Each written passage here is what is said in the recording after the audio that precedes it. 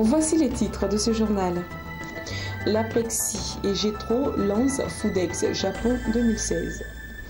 Jetro et l'Association pour la promotion des exportations de Côte d'Ivoire Apexi ont lancé la Foodex Japon 2016 ce jeudi à Abidjan en Côte d'Ivoire.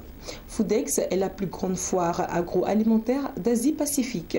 L'objectif, emmener un grand nombre d'entreprises ivoiriennes exerçant dans l'agroalimentaire et saisir l'opportunité de se faire connaître et de vendre. Suivons ensemble le reportage de Noël Kaou.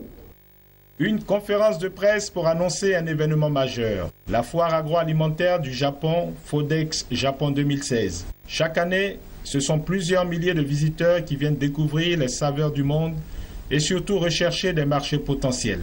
L'agence de l'Organisation japonaise du commerce extérieur, Jetro, en collaboration avec l'Association pour la promotion des exportateurs de Côte d'Ivoire, Apexi, veulent offrir l'opportunité aux PME ivoiriennes exerçant dans le domaine de l'agroalimentaire de pouvoir y participer. En participant déjà à 2 événements au Japon, dont tu pourras parler tout de suite.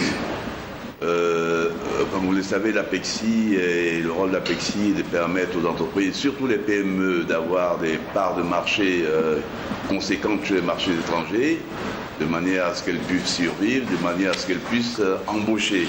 Et je crois que ça, c'est très important. Donc cette journée aujourd'hui est consacrée au lancement du Foodex 2016.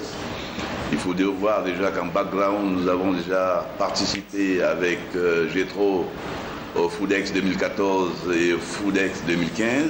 Et ceci, bien entendu, par un partenariat très rapproché entre l'Apexi, le patronat, la CGCI et Jetro.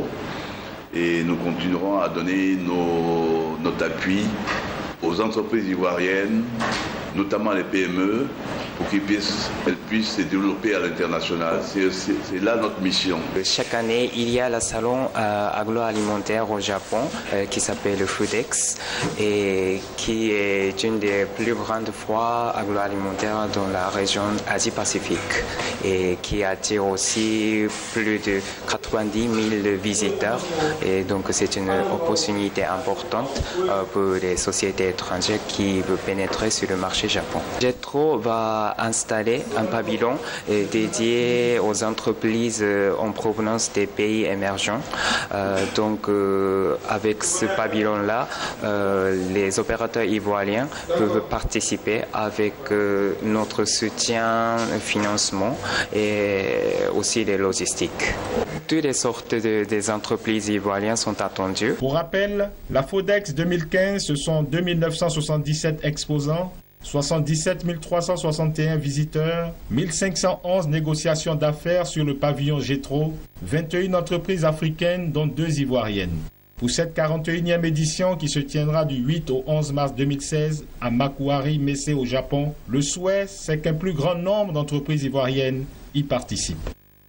À présent, les informations brèves. La Banque mondiale prévoit une croissance en baisse pour le continent africain. En cause, le coup de mou enregistré par les locomotives internationales et le recul des prix des matières premières. Dans son étude publiée aujourd'hui, la Banque mondiale identifie 2 freins qui handicapent l'économie de la planète et empêchent une accélération de l'activité et des échanges. Le premier coup est le coup de mou que connaissent des locomotives comme la Chine, le Brésil ou la Turquie, qui importent nettement moins que par le passé.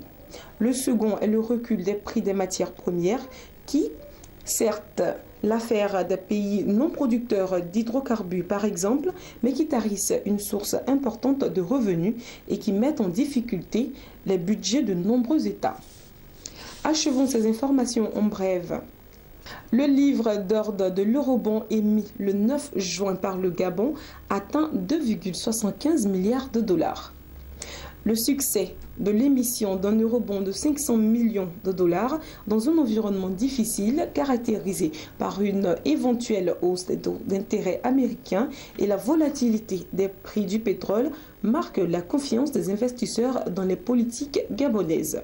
L'émission de l'eurobond gabonais, qui a été précédée d'un roadshow en Europe et aux États-Unis, a été arrangée par Deutsche Bank, JP Morgan et Standard Chartered. C'est sur cette information que ce journal prend fin. Merci à tous de nous avoir suivis. Les programmes quant à eux continuent sur Business 24 Africa.